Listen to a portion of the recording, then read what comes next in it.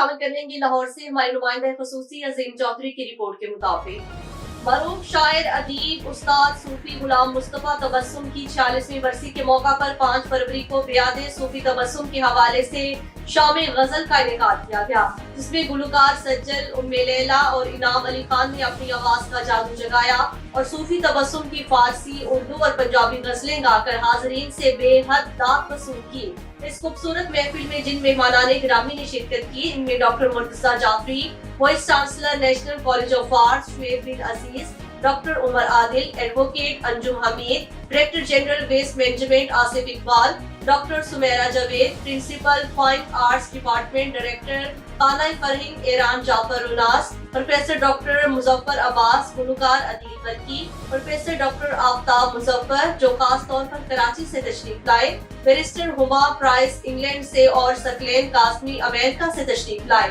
جبکہ مشتاق لشاری انگلینڈ سے تشریف لائے۔ چیئرپرسن صوفی تبسم اکیڈمی ڈاکٹر فوزیہ تبسم نے تمام مہمانوں کو خوش آمدید کہا اور بتایا کہ صوفی غلام مصطفیٰ تبسم اپنے دور مقبول اور معروف شاعر، ادیب، نقاد، متراجم اور استاد تھے۔ انہوں نے اپنے دور میں مجلس کا ایک سلسلہ شروع کیا جن میں ان کے دوستوں کے علاوہ ان کے شاگرد، شاعر، ادیب، استاد، گلوکار، براڈ کاسٹر ان کے گھر پر تشریف لائے تھے اور مختلف موضوعات پر سیر حاصل گفتگو ہوتی ہے۔ یہ سلسلہ رات گئے تک جاری رہتا ہے۔ وہ اپنے دور کے واحد استاد تھے جنہوں نے اپنی نئی نسل کی آبیاری کے لیے یہ سلسلہ اپنایا۔ ان کی اس روایت کی وجہ سے ان کے شاگردوں نے بہت فائدہ اٹھایا۔ یہی وجہ ہے کہ انہوں نے نامور شاگرد پیدا کیے جن میں سعادت حسن منٹو، قدرت اللہ شہاب، الطاف گوہر، تجمل حسین، اشفاق احمد، بانو قدسیہ، ایشور ناہید، فیض احمد فیض، اعجاز حسین بٹالوی، جسٹس نسیم حسن شاہ، شہزاد احمد حنیف رامے،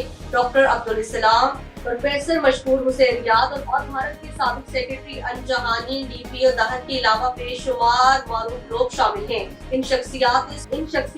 صوفی تبسم کی طرح دنیا میں نام پیدا کیا۔